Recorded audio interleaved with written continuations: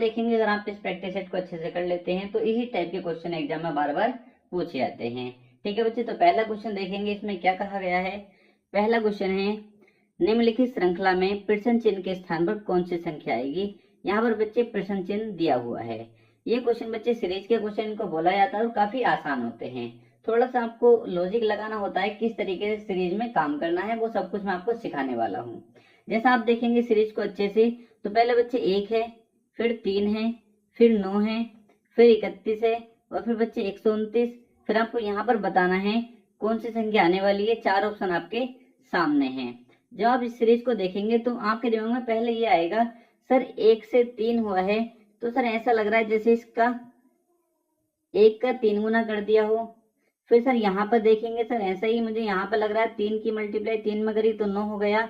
But जब मैंने यहाँ पर देखा, सर यहाँ पर अगर मैं 3 से गुणा करता हूँ तो 27 मिलना चाहिए, बट यहाँ पर कितना है, 31 है।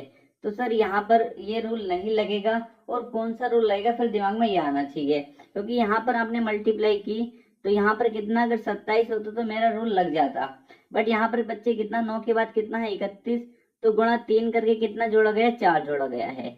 तो ये तो क्लियर है, आपके दिमाग में एक बात तो क्लियर हो जानी चाहिए, सर इसमें मल्टीप्लाई वाला तो रूल लग रहा है, पर किस तरीके से मल्टीप्लाई वाला रूल लग रहा है वो आपको ध्यान रखना है। आप कहेंगे सर कैसे पता चलेगा मल्टीप्लाई वाला रूल लगेगा, क्योंकि बच्चे आप यहाँ देखिए 129 है और यहाँ देखिए 31 है।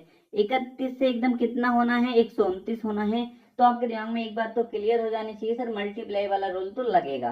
वो कैसे लगेगा, यहाँ देखिए, अगर मैं यहाँ पर ऐसे करूं, गुणा 1 कर दूं प्लस 2 कर दूं, 1 की गुणा बच्चे 1 से करेंगे 1 और प्लस 2 कर दूंगा तो 3 मिल जाएगा। अगर यहाँ पर मैं ऐसे करूं, गुणा 2 कर दूं, 3 दूनी 6 प्लस 3। ठीक, इसी तरीके से आगे चलूं, 9 की गुणा किससे करूं, 9 3 27 प्लस 4। फिर आगे बच्चे यहाँ पर 31 से कितना, 129 हुआ है, तो आप कहेंगे सर गुणा 4 प्लस 5। क्या आपके कुछ रूल समझ आया, आप कहेंगे सर बिल्कुल।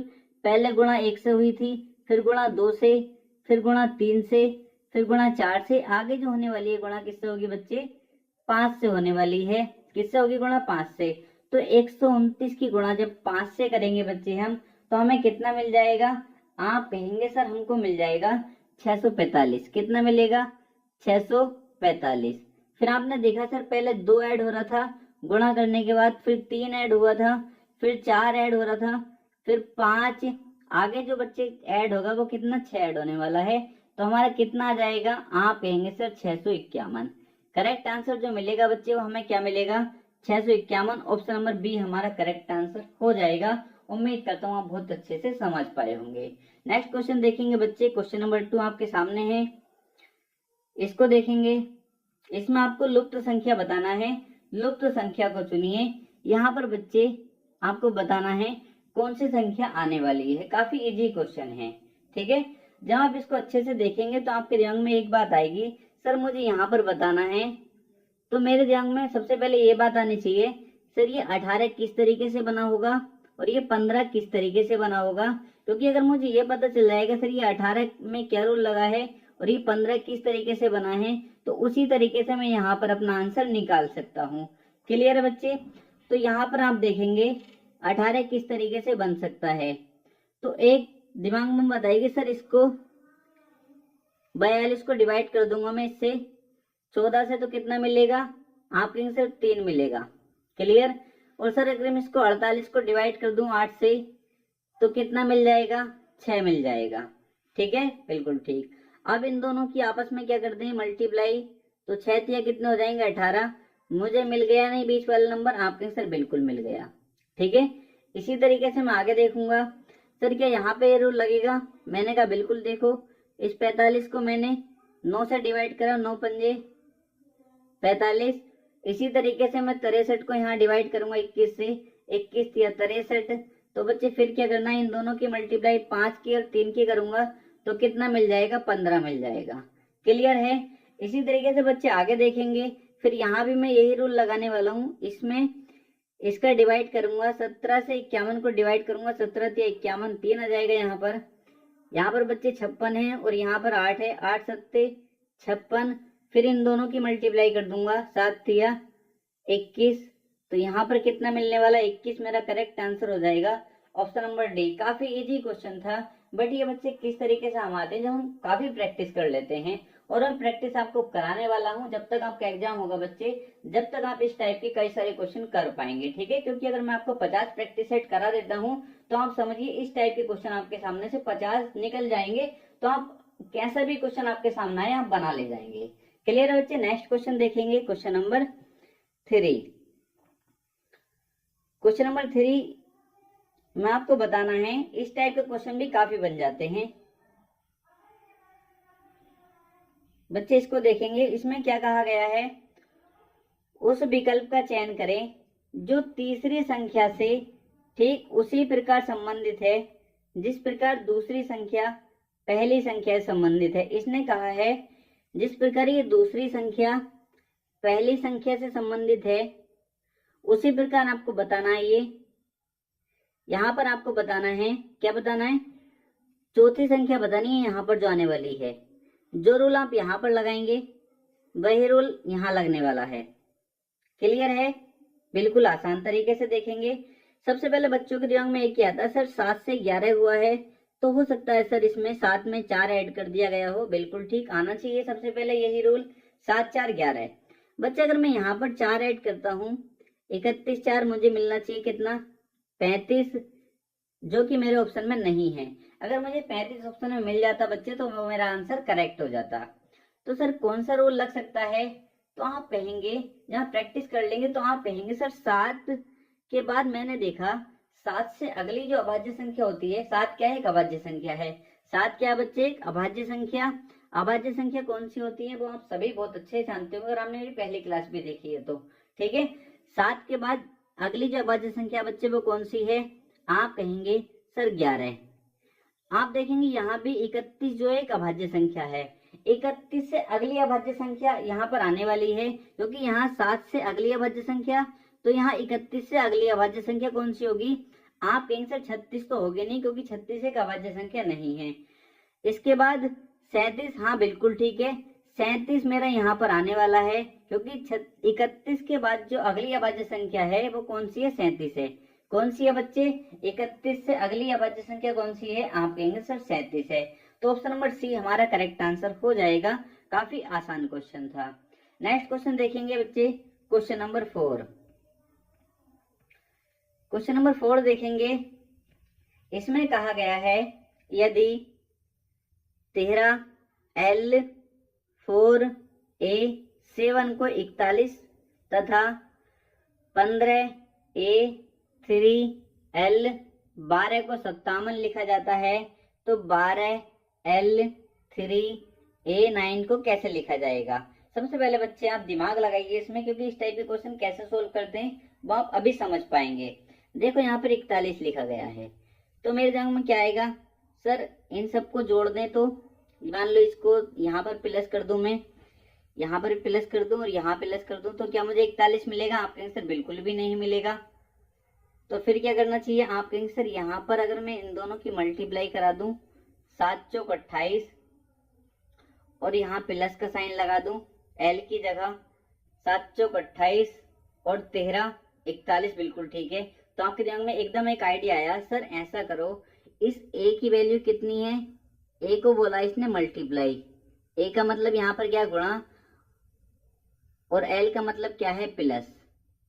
यहां से मुझे पता चला, क्योंकि यहाँ पर सर मल्टीप्लाई कराता हूँ 7 चौक 28 और यहाँ पर मैंने इसको प्लस कर दिया, तो एल का मतलब हो गया प्लस, कितना हो गया 41।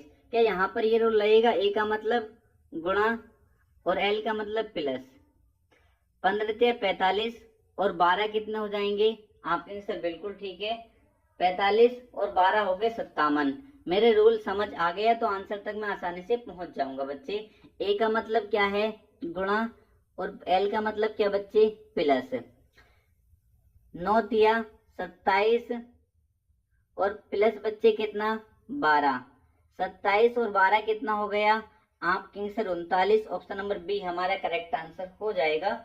काफी आसान क्वेश्चन था। नेक्स्ट क्वेश्चन देखेंगे बच्चे, क्वेश्चन नंबर 5। क्वेश्चन नंबर 5 ये भी काफी पूछा जाता है, सबसे आसान क्वेश्चन होते हैं ये रीजनिंग में। इसमें क्या बोला गया है, निम्नलिखित विकल्पों में से वह शब्द चुनिए जो दिए गए शब्द के अक्षरों का प्रयोग करके नहीं बनाया जा सकता। मतलब बच्चे उस शब्द को चुनना है आपको जो इस शब्द के अक्षरों का प्रयोग करके नहीं बनाया जा सकता। तो आप देखते ही कहेंगे सर ऑप्शन नंबर डी हमारा करेक्ट आंसर हो जाएगा। मैं कहूंगा कैसे, आप कहेंगे सर इसमें भी कोई पूछने वाली बात है, यहाँ पर एस आया है जबकि इसमें तो कहीं एस है ही नहीं, इसमें तो कहीं एस है ही नहीं, तो इसका प्रयोग बच्चे ये नहीं बनाया जा सकता। ये कैसे बन जाएगा जब इसमें कहीं एस आया ही नहीं है, तो इसमें एस कहाँ से ले लोगे तुम। तो इसमें यही पूछा गया था, दिए गए शब्द, ये दिया गया शब्द जो है इसके अक्षरों का प्रयोग करके कौन सा शब्द नहीं बनाया जा सकता। तो बच्चे कौन सा नहीं बनाया जा सकता, ऑप्शन नंबर डी। समझ पाए, उम्मीद करता हूँ समझ पाए होंगे। नेक्स्ट क्वेश्चन देखेंगे, क्वेश्चन नंबर 6। बच्चे क्वेश्चन नंबर 6 देखेंगे, इसमें कहा गया है एक विशिष्ट कोड भाषा में रन को 50, रन को कितना लिखा जाता है 50 तथा बस को 39 लिखा जाता है। बस को कितना 39 लिखा जाता है। तो इस कोड भाषा में गन को किस प्रकार लिखा जाएगा। तो बच्चे आप देखते ही सबसे पहले क्वेश्चन को देखो, आपको क्या लिखा है 50 लिखा है, किसको रन को। तो आप देखेंगे सबसे पहले आपने देखा कोई ज्यादा बड़ा नंबर नहीं है 50 कोई ज्यादा बड़ा नंबर नहीं है। तो मुझे लगा हो सकता है इसके जो नंबरिंग कर लेता हूँ, इसकी नंबरिंग कर लेता हूँ। आर कौन से नंबर पर आता है, आप कहेंगे सर आर आता है किस नंबर पर, आप कहेंगे सर आर आता है 18 नंबर पर। कितना 18। और यू कितने पर आता है 21 पर। और बच्चे एन कितने पर आता है 14 पर।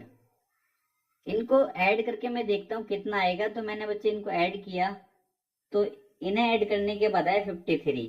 कितना 53। बट यहाँ पर कितना लिखा है 50 लिखा है। तो मैंने सोचा ऐड करने के बाद अगर मैं इसमें -3 कर दूं तो मुझे 50 मिल जाएगा। मैंने कहा बिल्कुल ठीक है। आगे देखो क्या आगे ये रूल लग रहा है। मैंने बस को देखा, फिर बी कितने पाता है 2 पर, यू कितने पाता है 21 पर, एस कितने पाता है 19 पर। मैंने इनको ऐड किया, 19 तो 21, 21 और 21 42। और इसने लिखा कितना इसको 39। तो यहाँ पे इसने क्या किया फिर 3 माइनस किया है। कितना मिल गया बच्चे 39 मिल गया। तो मेरे एक समझ में आ गया सर इसकी नंबरिंग करनी है, जिस स्थान पर ये आते हैं उनको ऐड कर देना है और उसमें से -3 कर देना है। इतना समझ गए तो बिल्कुल कर देते हैं बच्चे। जी कितने पाता है 7 पर, और यू कितने पाता है 21 पर, बच्चे एन कितने पाता 14 पर। इन सबको मैंने ऐड किया, कितना हो गया 21 और 21 42। कितना माइनस करना है 3। हमारा आंसर कितना हो जाएगा बच्चे 39। कितना हो जाएगा 39। ऑप्शन नंबर सी हमारा करेक्ट आंसर हो जाएगा। नेक्स्ट क्वेश्चन देखेंगे, क्वेश्चन नंबर 7। बच्चे क्वेश्चन नंबर 7 देखेंगे। इस टाइप के क्वेश्चन मैं आपको पहले भी बता चुका हूं बच्चे, ऑप्शन से भी हम इनको कर सकते हैं और एक्स मान के भी मैं आपको पहले प्रैक्टिस सेटों में करा चुका हूं। क्लियर, कैसे करेंगे वो समझेंगे। इसमें क्या कहा गया है, 20 वर्ष के मनीष की आयु अपने भाई गिरीश की आयु की 5 गुनी है। 20 वर्ष के मनीष की आयु जो है अपने भाई गिरीश की आयु से 5 गुनी है। यहाँ तक आप क्या समझे, एक मनीष है, एम से लिख देता हूं, एक गिरीश है। 20 वर्ष के मनीष, मनीष कितने वर्ष का है 20 वर्ष। 20 वर्ष के मनीष की आयु अपने भाई गिरीश की आयु की 5 गुनी है। गिरीश की आयु की कितनी है 5 गुनी, तो गिरीश की आयु कितनी होगी 4, जब भी तो इसकी 5 गुनी होगी। आप कहेंगे सर बिल्कुल ठीक है, गिरीश की आयु की 5 गुनी है। यहाँ तक तो कोई दिक्कत नहीं किसी बच्चे को, आपके सर कोई भी दिक्कत नहीं। तो अब ऑप्शन से आप जा सकते हैं। जब मनीष की आयु गिरीश की आयु की 3 गुनी हो जाएगी, मतलब जब मनीष की आयु गिरीश की आयु की 3 गुनी हो जाएगी तब मनीष की आयु कितनी होगी, तब मनीष की आयु कितनी होगी। ऑप्शन से कर लेते हैं, ऑप्शन से करो। अगर मैं मान लो इस ऑप्शन को उठा लेता हूं, ठीक है, मनीष की आयु कितनी मान लेता हूं, जब 24 वर्ष होगी तो यहां से कितना बढ़ा ये 4 वर्ष, तो यहां से ये भी 4 वर्ष बढ़ेगा। तो इसकी कितनी होगी 8 वर्ष। क्या ये 3 गुनी है? आपके सर बिल्कुल ठीक है, तो आसान था। कितनी है? 3 गुनी। तो क्लियर हो गया सर। मनीष की आयु कितनी होगी? मनीष की आयु 24 वर्ष होगी। कितने वर्ष? 24 वर्ष। इसने ये बोला जब मनीष की आयु गिरीश की आयु की 3 गुनी हो जाएगी, जब मनीष की आयु गिरीश की आयु की 3 गुनी हो जाएगी, तब मनीष की आयु कितनी होगी? तब मनीष की आयु 24 होगी। कितनी होगी? 24। तभी तो इसकी 3 गुनी होगी यहाँ पर। आपका आंसर बिल्कुल ठीक है। ये तो बिल्कुल आसान था। उम्मीद करता हूँ समझ पाए होंगे। अगर नहीं समझे बच्चे तो एक बार और समझ लीजिए, एक बार और समझ लीजिए। एक मनीष है, एक गिरीश है, ठीक है। एक मनीष है, एक गिरीश है। मनीष की आयु कितनी है? 20 वर्ष।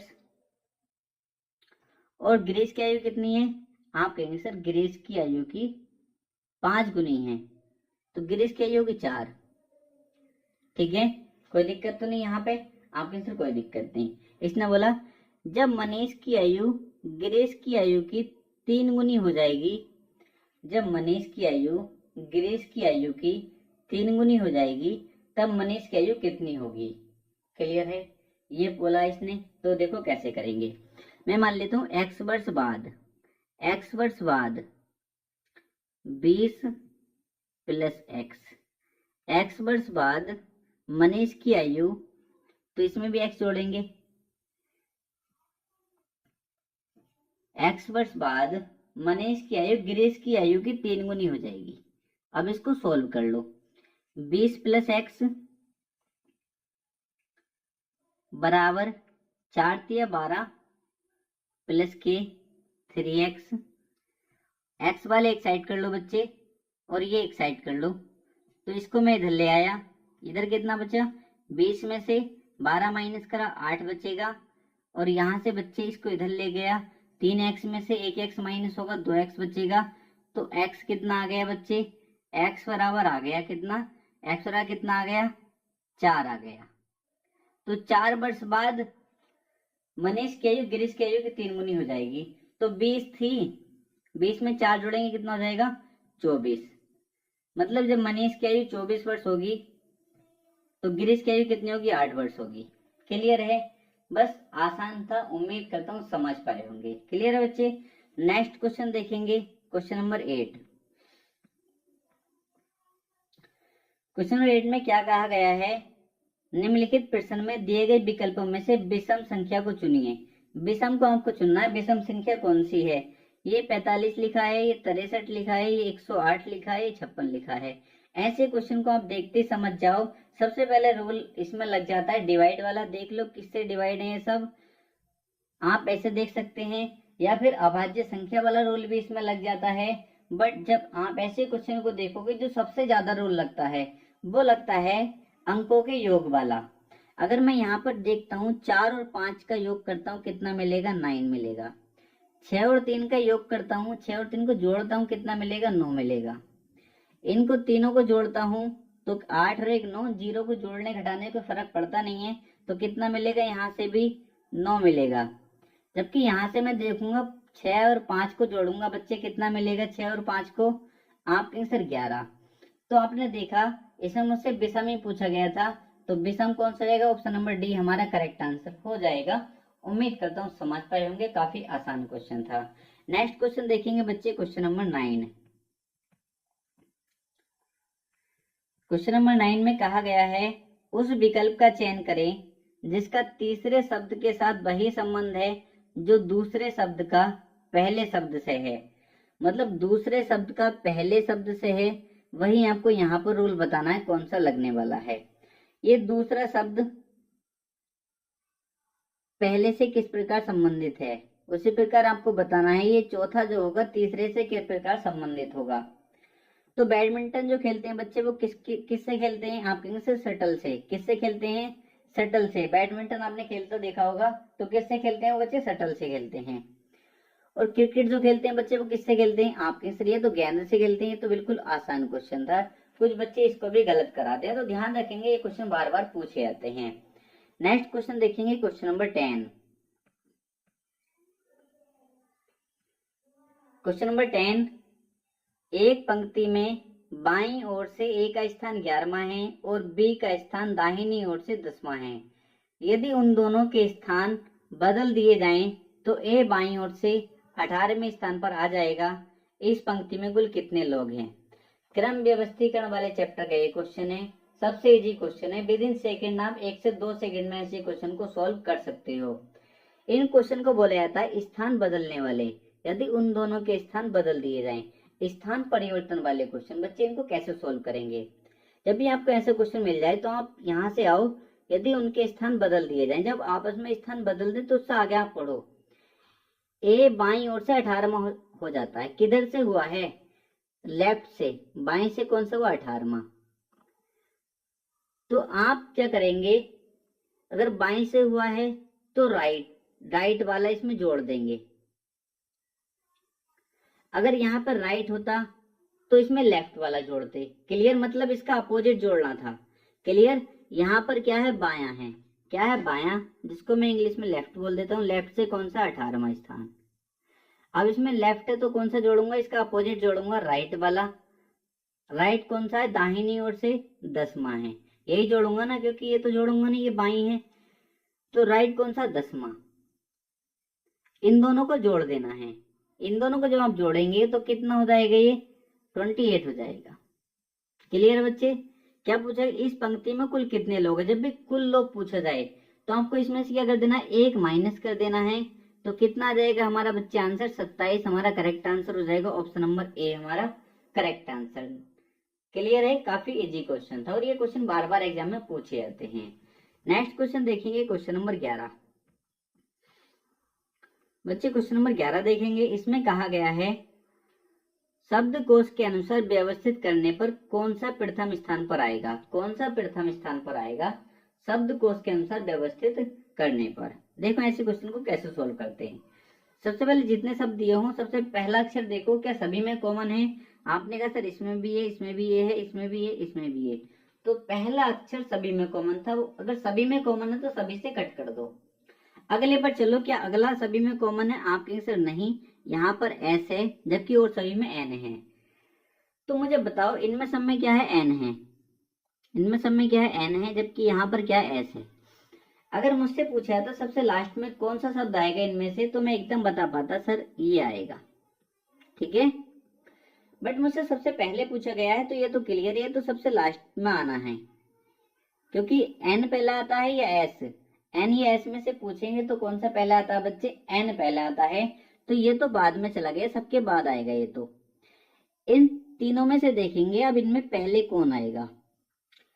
तो आगे चले हम। एन देखा मैंने, एन सभी में कॉमन था। अगर सभी में कॉमन है तो कट कर दो।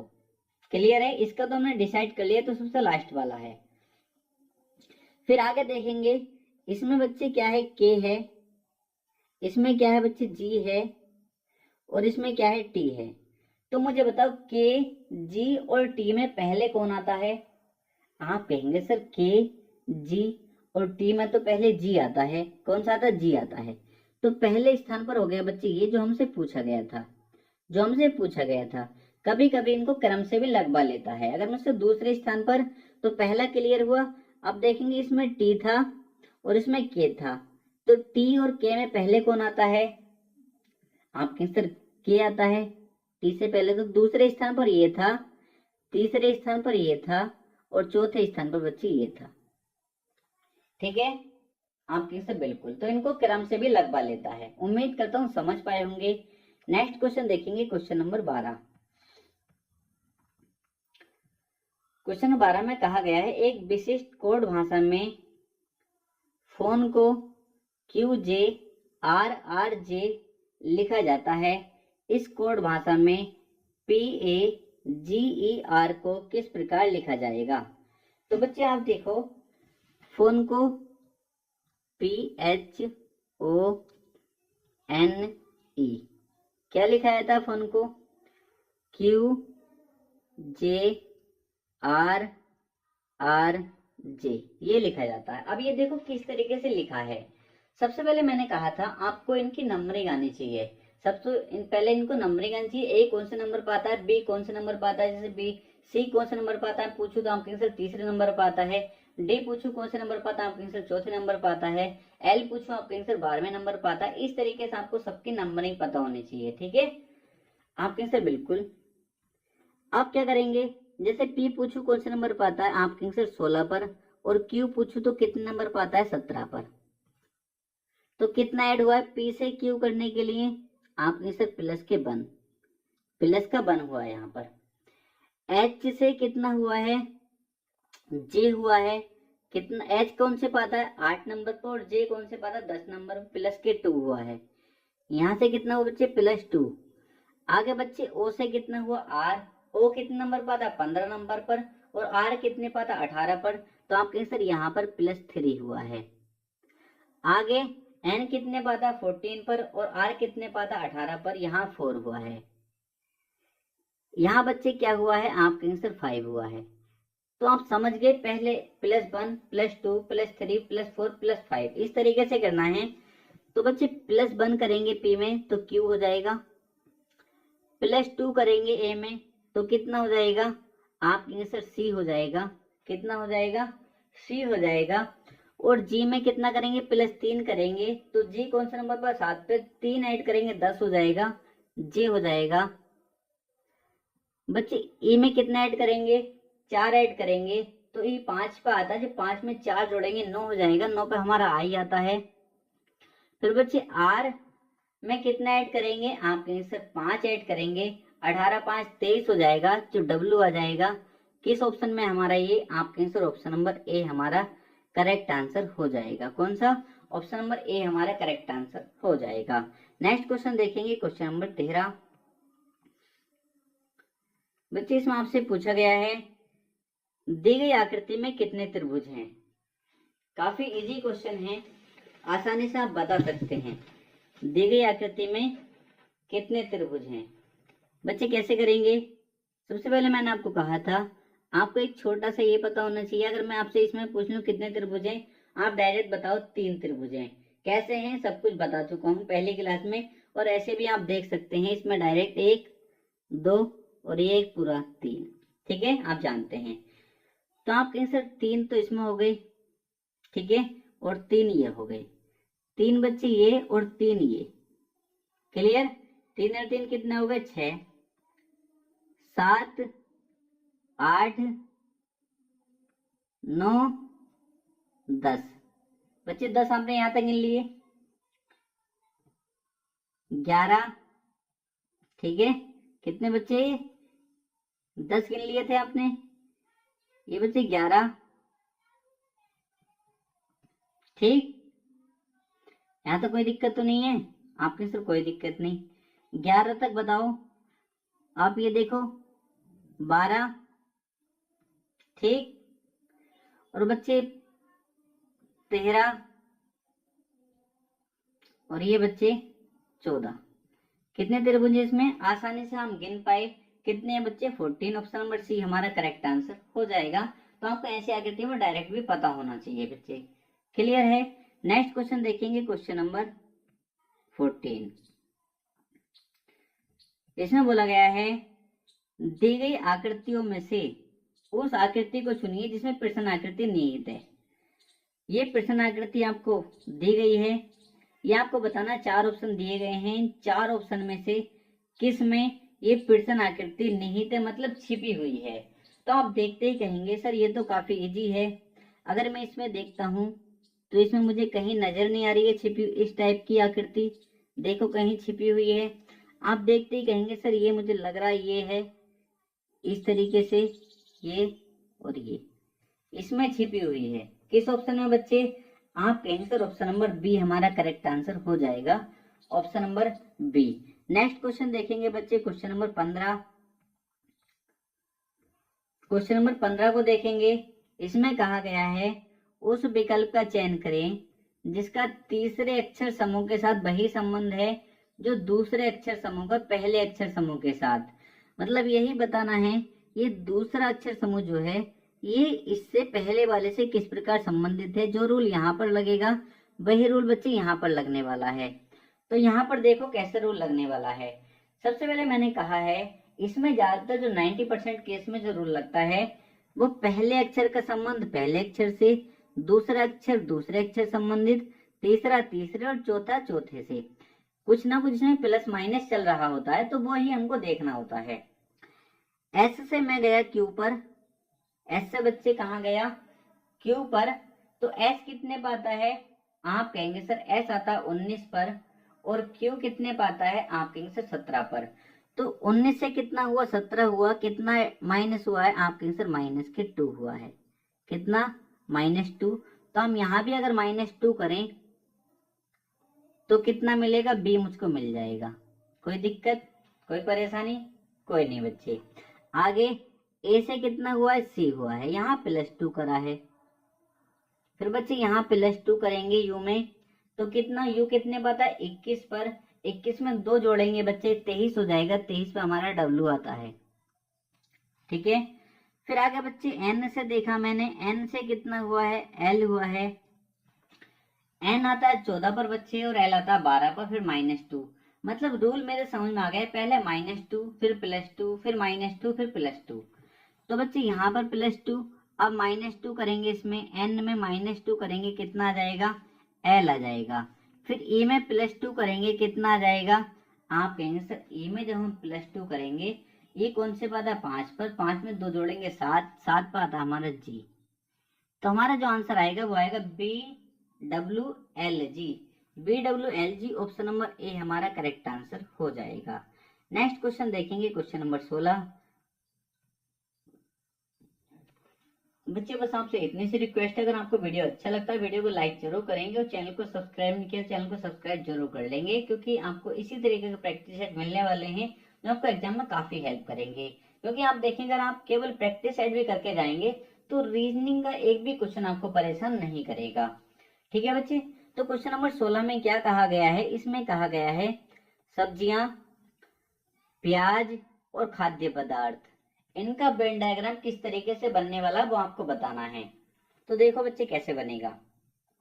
सबसे पहले इन दोनों मैंने आपको बताया था, अगर आप एक एक प्रैक्टिस सेट देखोगे ना अच्छे से, तो आपका एक एक टॉपिक बहुत अच्छे से क्लियर हो जाएगा। मैंने आपसे कहा था सबसे पहले इनमें रिलेशन देखो, ये आपस में किस प्रकार संबंधित है। पहले सभी वाला देखो, सभी वाला रिलेशन लगा के देखो, क्या सभी सब्जियां प्याज हैं, आपके आंसर नहीं। पर इधर से लगा के देखो, फिर क्या प्याज किसके अंतर्गत आती है, सब्जियों के, आपके आंसर बिल्कुल। तो ये प्याज हो गया, ये बच्चे काय का गोला हो गया, मैंने प्याज का गोला बना दिया। ये किसके अंतर्गत आ गया, सब्जी के, किसके बच्चे, सब्जी के अंतर्गत आ गया। ये तो क्लियर हो गया, ठीक है। तो अगर आपको इतना ही आपसे बन गया ना, तो ऑप्शन से आप जा सकते हैं। ऐसा एक ही ऑप्शन आपको दिखाई दे रहा है, क्लियर।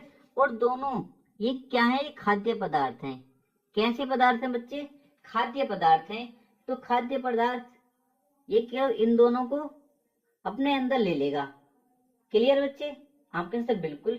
तो इन क्वेश्चन को ऑप्शन से हम बहुत आसानी से सोल्व कर पाते हैं। ऑप्शन नंबर ए इसका करेक्ट आंसर हो जाएगा। क्योंकि आप देखेंगे सभी प्याज जो किसके अंदर आती है, सब्जी के, प्याज किसके अंदर आ गई, प्याज हो गई है सब्जी। फिर हम खाद्य पदार्थ का रिलेशन देखते हैं, इससे देखते हैं और इससे भी देखते हैं। तो मैंने देखा प्याज भी खाद्य पदार्थ और सब्जी भी, तो दोनों क्या है, इसके अंदर आ जाएंगी। तो हमारा ऑप्शन नंबर ए बन जाएगा। इजी था बिल्कुल। नेक्स्ट क्वेश्चन देखेंगे, क्वेश्चन नंबर 17। यह भी क्रम व्यवस्थीकरण का क्वेश्चन है, काफी इजी है, ये तो बहुत आसान क्वेश्चन है। क्या बोला गया इसमें, यदि एक पंक्ति में संतोष का आरंभ से 16वां स्थान तथा अंत से 10वां स्थान है, उस पंक्ति में कितने लोग बैठे हैं। तो कैसे करेंगे बच्चे, जब भी एक ही व्यक्ति हो, कोई पंक्ति हो और उसमें एक ही व्यक्ति की बात चल रही हो, और उस व्यक्ति का दोनों तरफ से स्थान दिया हो, दाएं से भी और बाएं से भी, या आरंभ या अंत, ठीक है, दोनों तरफ से स्थान दिया हो, एक पंक्ति दे रखी हो कोई भी बच्चे, और उसमें केवल एक व्यक्ति की बात चल रही है, जैसे यहाँ पर संतोष की बात चल रही है केवल, और उस व्यक्ति का दोनों तरफ से स्थान दिया हो, तो आप क्या करेंगे, और उस पंक्ति में कुल कितने लोग ये पूछो, कुल लोगों की संख्या। तो आप दाएं बाएं को जोड़ेंगे और उसमें से एक माइनस कर देंगे, 16 और 10 कितना हो गया, 26, 26 में से एक माइनस करेंगे 25। बिना पेन उठाए आप क्वेश्चन को टिक कर पाएंगे। ऑप्शन नंबर ए हमारा करेक्ट आंसर हो जाएगा बच्चे। ऐसे ही ये question with in second solve हो जाते हैं, तो आपको टाइम बचाने की प्रैक्टिस भी करनी है। नेक्स्ट क्वेश्चन देखेंगे, क्वेश्चन नंबर 18। बच्चे क्वेश्चन नंबर 18 में क्या कहा गया है, ए बी की पुत्री है।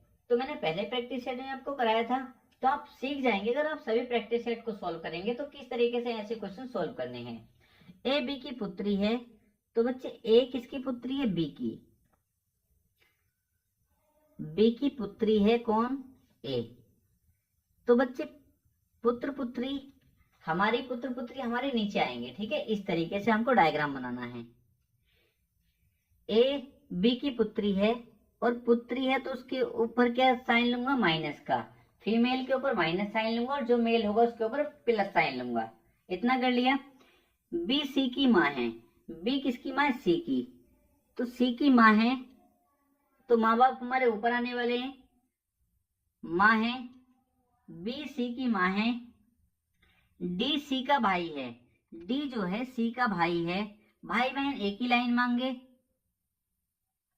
भाई है। क्लियर बच्चे। तो ये तीनों आपस में भाई बहन है किसी तरीके से, आपके आंसर बिल्कुल क्लियर है। बट अगर सी का जेंडर पूछूं तो आपके आंसर सी का जेंडर क्लियर नहीं है। ये ए का भाई भी हो सकता है, बहन भी हो सकती है। बट मुझसे पूछा गया तो बताइए कि डी का ए से क्या रिश्ता है। तो ए से क्या रिश्ता है, तो ए का क्या है, ये बच्चे भाई है। ए का क्या है, ए का क्या है, इसने पूछा था डी का ए से क्या रिश्ता है, तो ए का क्या है बच्चे, भाई है। डी क्या है, भाई है। ऑप्शन नंबर सी हमारा करेक्ट आंसर हो जाएगा। नेक्स्ट क्वेश्चन देखेंगे, क्वेश्चन नंबर 19। इसमें बोला गया है किसी घड़ी में 3:40 पर सुइयों के बीच का कोण क्या होगा। ये भी क्वेश्चन बहुत पूछे आते हैं और बच्चे कर तो लेते हैं पर टाइम लगा देते हैं ऐसे क्वेश्चन सॉल्व करने में, जबकि विद इन सेकंड क्वेश्चन हो जाना चाहिए। देखो कैसे करेंगे। 3:40 का टाइम है, आपको क्या करना है, पहला वाला जो है उसको मल्टीप्लाई करनी है। जब भी आपसे इस टाइप का क्वेश्चन पूछा जाए, बीच में एंगल पूछा जाए, पहला वाला जो उसकी मल्टीप्लाई किससे करनी है, 60 से। और ये मिनट वाला जो इसकी मल्टीप्लाई 11 से करनी है। कितना हो जाएगा, 60 की गुणा 3 से करेंगे 180, और इसकी करेंगे 11 की गुणा 40 से करेंगे 11 चौक 44 440। बड़े में से छोटा माइनस कर देंगे, तो 440 में से 180 को माइनस करूंगा तो कितना बच जाएगा, 260। कितना बच जाएगा बच्चे, 260। क्लियर। उसको क्या डिवाइड करना, 2 से डिवाइड कर देना, हमारा आंसर आ जाएगा। 2 से डिवाइड करूंगा कितना, 130 degree. 130 degree option number A हमारा करेक्ट आंसर हो जाएगा। बिल्कुल इजी क्वेश्चन था, विद इन सेकेंड आप बिना पेन उठाए भी क्वेश्चन को सॉल्व कर सकते हैं अगर आप तरीके जानते हैं तो। नेक्स्ट क्वेश्चन देखेंगे बच्चे, क्वेश्चन नंबर 20।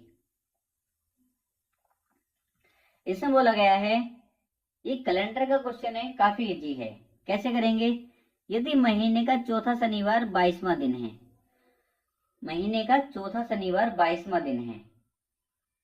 शनिवार को बच्चे कौन सी तारीख है, आप इससे मत डर जाना, चौथा शनिवार 22वां दिन है, कभी इससे घबरा जाओ। बस आप ये देखो, यदि महीने का कोई महीना है उसका चौथा शनिवार जो है वो 22वां दिन है, मतलब ये क्लियर है आपको। 22 तारीख को कौन सा दिन है, शनिवार। आपसे क्या पूछा गया है, तो महीने का 13वां दिन आपसे पूछा गया है, तो बता पाओगे। आपको पता है कोई भी तारीख दे रखी हो उसमें 7 में जोड़ दूं या घटा दूं वही दिन रिपीट होता है, आपके आंसर बिल्कुल ठीक है। या 7 का कोई मल्टीपल जोड़ दूं घटा दूं वही दिन रिपीट होता है, आपके आंसर बिल्कुल ठीक है। तो मुझे 13 पर आना है 22 से, तो अगर मैं इसमें 7 माइनस कर देता हूँ, 22 में से 7 माइनस कर देता हूँ, कितना आ जाएगा, 15। तो 15 को भी क्या होगा, शनिवार होगा। मुझसे पूछा क्या गया है 13 को, तो 13 को हम बता सकते हैं, आपके आंसर 15 को शनिवार है तो 13 को बृहस्पतिवार होगा, इसमें कोई नई बात तो है नहीं। तो ऑप्शन नंबर बी हमारा करेक्ट आंसर हो जाएगा। तो बच्चे हमारे टॉप 20 क्वेश्चन थे, उम्मीद करता हूँ आपको पसंद आए होंगे। अगर आप बच्चे आपको वीडियो अच्छा लगा, वीडियो को लाइक जरूर करेंगे और चैनल को सब्सक्राइब कर देंगे और ज्यादा से ज्यादा वीडियो को शेयर करेंगे। तो बच्चे आज के लिए इतना ही था, मिलते हैं नेक्स्ट वीडियो में।